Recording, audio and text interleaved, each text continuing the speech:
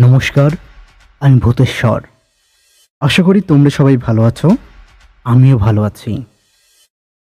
আমরা কালো জাদু সম্পর্কে কম বেশি সবাই জানি, আর এটাও জানি কালো জাদু কতটা ভয়ঙ্কর হতে পারে।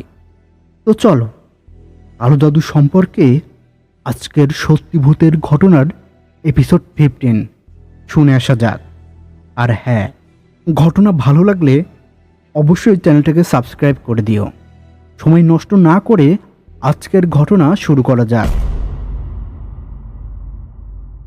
ভূতেশ্বর দাদা কেমন আছেন? আশা করি ভালোই আছেন।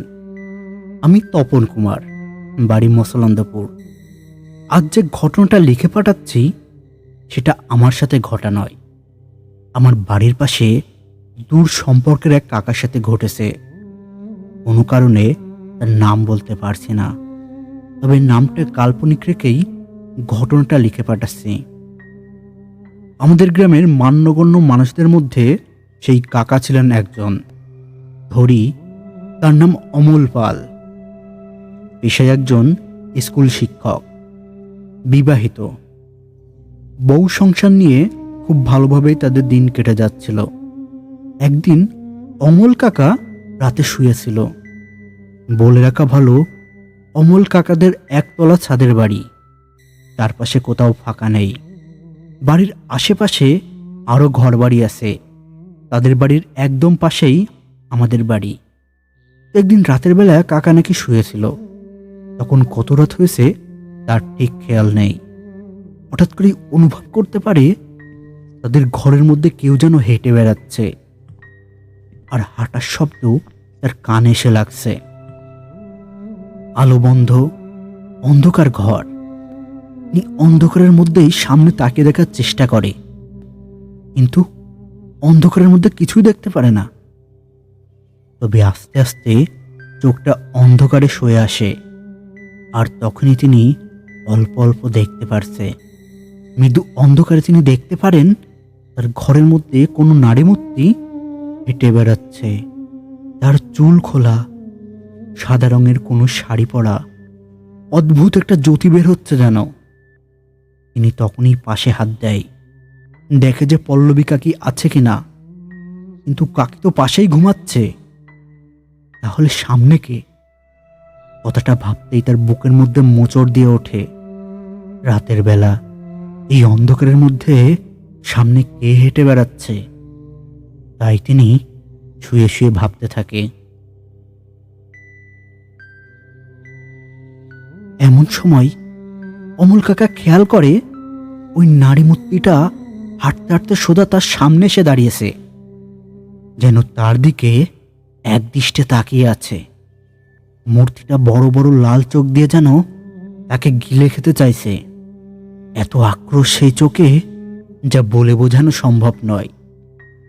তবে অমল কাকা তখন বুঝতে পারছে না তার সাথে কি হচ্ছে। এমনকি তিনি নিজের শরীরও নাড়াতে পারছে না। আর ঠিক তখনই দেখতে পারে সামনে দাঁড়িয়ে থাকা মেয়েটার মুখটা কুচকুচে কালো। চোখের স্থানে কেউ যেন দু টুকরো কয়লা বসিয়ে দিয়েছে। অদ্ভুত আক্রোশে ওই নারী মূর্তিটা অমল কাকাকে দেখছে, আর তার দিকে একটু একটু করে এগিয়ে আসছে। অমল কাকা এসব দেখতে চাইছে না, নিজের চোখ বন্ধ করতে চাইছে, কিন্তু পারছে না। এমনকি সে নিজের শরীর নাড়াতেও পারছে না। তার থেকে নিজের দৃষ্টিও সরাতে পারছে না। অদ্ভুত কোনো আকর্ষণে সে এইসব দেখছে। সে নিজেও জানে না কেন এসব দেখছে। ভয়ে তার সারা শরীর ঘেমে যাচ্ছে, শ্বাস প্রশ্বাস বেড়ে যাচ্ছে। এখনই যেন তার জীবন বেরিয়ে যাবে। কিন্তু বাঁচার জন্য সে কি করবে, তার কিছুই সে বুঝতে পারছে না। আর তখনই কাকি পেছন থেকে ডাক দেয়, এই তুমি বসে আছো কেন? কথাটা বলে কাকি অমল কাকার গায়ে হাত দেয়। অমল কাকার শরীর কেঁপে ওঠে, যেন দেহে জান ফিরে আসে। আর তখনই দেখতে পারে সামনের অন্ধকারময় শরীরটা সেখান থেকে অদৃশ্য হয়ে গেছে।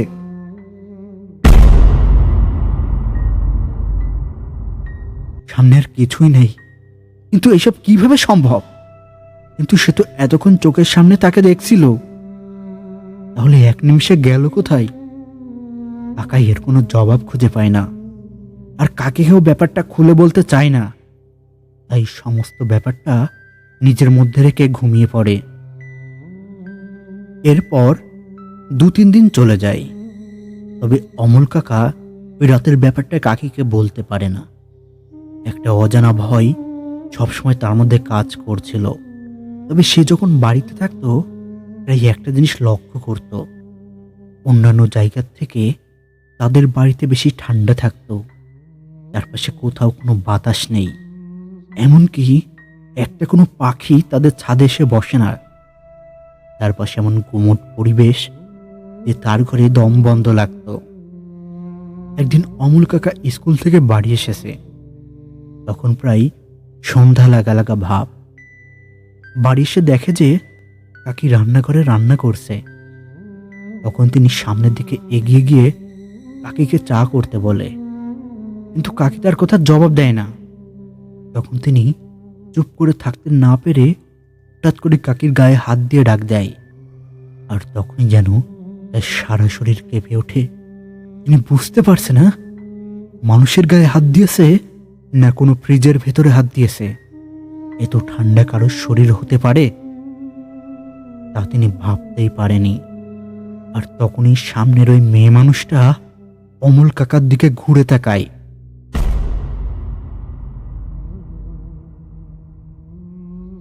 আর তিনি দেখতে পারে এটা তার বউ নয়, হচ্ছে না এক নারী মূর্তি। কিন্তু তার মুখ কালো কুচকুচে, চোখ দুটো লাল টকটকে, আক্রোশে সে কাকার দিকে তাকিয়ে আছে।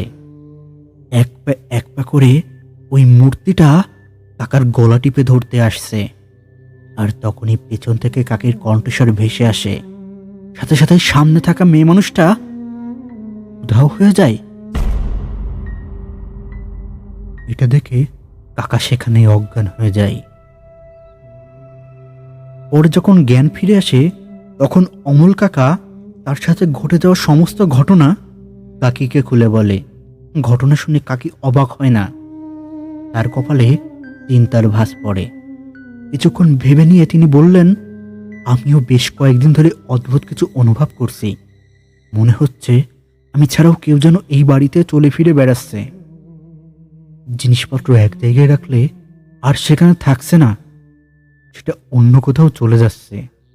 কেউ যেন স্থান বদলে দিচ্ছে। তাছাড়াও সেদিন তো আরো ভয়াবহ কাণ্ড ঘটেছিল। তুমি তখন স্কুলে গিয়েছিলে, আমি দুপুরবেলা স্নান করতে গিয়েছি। স্নান করতে করতে হঠাৎ করে অনুভব করি বাইরে কেউ হেঁটে বেড়াচ্ছে। স্পষ্ট কারোর হেঁটে বেড়ানোর শব্দ শুনেছিলাম, কিন্তু বাড়িতে তো আমি ছাড়া আর কেউ নেই। তাহলে এই শব্দ আসছে কোথা থেকে? আমি কিছুই বুঝতে পারছি না। অজানা এক ভয়ে সারা শরীর কেঁপে ওঠে। তবে দরজা খুলে একবার দেখার চেষ্টা করি, কিন্তু কাউকেই দেখতে পারি না। হঠাৎ করেই বাইরে শব্দ হওয়া বন্ধ হয়ে যায়। তাছাড়াও প্রতিদিন রাতে ঘুমানোর পর মনে হয় আমার সামনে কেউ দাঁড়িয়ে আছে, একদৃষ্টে আমাদের দিকে তাকিয়ে আছে। তবে যখন চোখ খুলে সামনে দেখতাম, তখন কিছুই দেখতে পেতাম না। তোমাকে বলবো বলবো করে আর বলা হয়ে ওঠেনি। সমস্ত কথা শুনে অমল কাকার চোখে মুখে ভয় ফুটে ওঠে। তখন তিনি বলে, ভালো করে পুজো কর, ভগবানের নাম কর, তাহলে হয়তো সবকিছু ঠিক হয়ে যাবে, আর এইসব দেখতে হবে না। এরপর থেকে প্রায় একটা ব্যাপার তাদের সাথে ঘটতে থাকে। অমল কাকার সাথে তার স্ত্রীর কারণে অকারণে কথা কাটাকাটি ও ঝগড়া হতে থাকে। এতে করে পাড়ার প্রতিবেশীরাও তাদের উপর একটু বিরক্ত হয়, তাদেরকে অনেক ছোট বড় কথাও বলে। একদিন রাতের বেলা দুজন ঝগড়া করে বিছানায় শুয়ে আছে, কেউ কারোর সাথে কথা বলছে না। হঠাৎ করে অমল কাকু দেখতে পারে তার স্ত্রী বিছানা থেকে উঠে সামনের দিকে এগিয়ে যাচ্ছে। আলো না জ্বালিয়ে অন্ধকারের মধ্যে সে সামনের দিকে কিভাবে এগিয়ে যাচ্ছে সেটাই সে শুয়ে ভাবতে থাকে। তিনি ভাবলেন হয়তো কাকে বাথরুমে যাচ্ছে, তাই কোনো কথা না বলে চুপ করে শুয়ে থাকে। তবে তার ভাবনাটা মিথ্যে করে দিয়ে পাখি অন্ধকারের মধ্যে আয়নার সামনে গিয়ে দাঁড়ায়। চিরুনি বের করে মাথা চুল আঁচড়াতে থাকে। কিন্তু এই অন্ধকারের মধ্যে এইভাবে কে চুল আঁচড়ায়? ব্যাপারটা দেখে অমল কাকার মধ্যে অদ্ভুত একটা শিহরণ খেলে যায়। তিনি তার বউকে ডাক দেয়, পল্লবী, ও পল্লবী, এই অন্ধকারে মধ্যরাতে মাথা চুল আঁচড়ায় কে? তোমার মাথা টাথা ঠিক আছে তো? তার কথার জবাবে পল্লবী কোনো উত্তর করে না। সে যেন কোনো কথাই শুনতে পারেনি, সম্মোহিতের মতো নিজের কাজ করে যাচ্ছে। অমল কাকা আর চুপ করে থাকতে পারে না। তখনই সে তার বিছানার পাশে সুইচে চাপ দেয়, কিন্তু আলো জ্বলে না। সবকিছু তো ঠিকঠাক ছিল, তবে আলো কেন জ্বলছে না? তিনি এইসবের কিছুই বুঝতে পারছে না। এতদিন ধরে তার সাথে ঘটে যাওয়া সমস্ত ঘটনার কথা একটু একটু করে মনে পড়তে থাকে। তার মনে হচ্ছে যা ঘটছে তা যেন মোটেও স্বাভাবিক নয়। তাই সে আর বিছানায় থাকতে পারে না। তখনই উঠে পল্লবীর দিকে এগিয়ে যায়, সামনে গিয়ে নাম ধরে ডাক দেয়। আর তখনই পল্লবী অমল কাকুর দিকে ফিরে তাকায়। তার মুখ দেখে অমল কাকা তখনই কয়েক পা পিছিয়ে যায়। অন্ধকারের মধ্যেও দেখতে পারে পল্লবী কাকের মুখটা কালো কুচকুচে হয়ে গিয়েছে। চোখ দুটো আগুনের মতো জল জল করছে, যেন এখনই সে কাকাকে হত্যা করবে। এটা দেখে অমল কাকা নিজের উপর নিয়ন্ত্রণ রাখতে পারে না। তখনই চিৎকার করে ওঠে।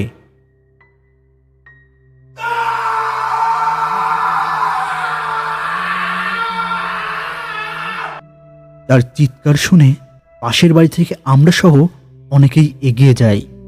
গিয়ে দেখি অমল কাকা হতভম্ব হয়ে বসে আছে, আর কাকেই আয়নার সামনে অজ্ঞান হয়ে পড়ে আছে। আমরা সবাই এগিয়ে গিয়ে জিজ্ঞাসা করি কি হয়েছে। তখন অমল কাকা তাদের সাথে ঘটে যাওয়া সমস্ত ঘটনা আমাদের খুলে বলে। তখন আমাদের মধ্যে থেকে একজন পরামর্শ দেয় ভালো কোনো ঠাকুর মশাই অথবা কবিরাজ দেখাতে। সেদিন পার হতেই অমল কাকা সকালের দিকে কাকিকে নিয়ে একটা কবিরাজের বাড়িতে যাই। সেখান থেকে এমন কিছু জেনে আসে তা আমরা শুনে রীতিমতো ভয় পেয়ে যাই। কাকা কবিরাজের বাড়ি থেকে আসার পর আমাদের জানিয়েছিলেন যে তাদের দূর সম্পর্কের কোনো এক আত্মীয় এই বাড়িতে কালো জাদু করেছে। নিম্ন তন্ত্রক্রিয়ার মধ্যে সব থেকে ভয়াবহ প্রাণী কাল পিশাচিনীকে এই বাড়িতে পাঠানো হয়েছে। উদ্দেশ্য তাদের এই সম্পর্ক ভেঙে দেওয়া। কবিরাজের কথা মতো তিনি ঘরের পেছনে 3টে মাদুলি পায়, আর বাড়ির কোনায় কালো কাকের পাখনা পড়ে থাকতে দেখে সেখানে খনন করে একটা কাকের মরা কঙ্কাল খুঁজে পায়। তাছাড়া নাকি জলের ট্যাঙ্কের মধ্যে থেকে একটা মরা শুকিয়ে যাওয়া সাপ পাওয়া গিয়েছিল, যার জল তারা এতদিন খাচ্ছিল। তবে কবিরাজ এটাও তাদের জানিয়ে দিয়েছিল তাদের এই বাড়িতে থাকা ঠিক হবে না। পিশাচকে এই বাড়িতে আটকে দিয়েছে, কেউ যেন এই বাড়িতে না থাকে। তাই অমল কাকা দিন দশকের মধ্যে এই বাড়ি ছেড়ে চলে যায়। তবে ভূতেশ্বর দাদা, আমি আজও বুঝতে পারি না মানুষ এইভাবে কেন মানুষের ক্ষতি করে। একটা মানুষের ঘর ছাড়া কেউ কি এইভাবে করতে পারে? এখনো বাড়িটা ফাঁকাই আছে, তবে রাতের বেলা বাড়িটার দিকে তাকালে মনের মধ্যে খারাপ একটা অনুভূতি হয়। মনে হয় বাড়ি থেকে কেউ আমার দিকে তাকিয়ে আছে, আর সাথে সাথে অদ্ভুত একটা অস্বস্তি হয় যা বলে বোঝানো সম্ভব নয়। ঘটনাটা এ পর্যন্তই ভূতেশ্বর দাদা। ভালো লাগলে অবশ্যই পড়ে শোনাবেন। আর হ্যাঁ, আপনার চ্যানেল আমার বন্ধুদের সবার কাছে শেয়ার করে দিই। আশা করি আপনার চ্যানেলটা একদিন অনেক বড় হবে। ততক্ষণ ভালো থাকুন, সুস্থ থাকুন। বিদায়। আপনাকেও অসংখ্য ধন্যবাদ এত সুন্দর একটা ঘটনা পাঠানোর জন্য। আরও ঘটনা পাঠাতে থাকুন, আর আমি সেগুলো আপনাদের পড়ে শোনাতে থাকি। আজকের ঘটনাটা এ পর্যন্তই। তবে ঘটনা যদি ভালো লেগে থাকে তাহলে অবশ্যই চ্যানেলটাকে সাবস্ক্রাইব করে দিও। আর প্রতি সপ্তাহে এমন নিত্য নতুন ঘটনা ও গল্প নিয়ে তোমাদের কাছে হাজির হব। ততক্ষণ সবাই ভালো থেকো, সুস্থ থেকো। শুভরাত্রি।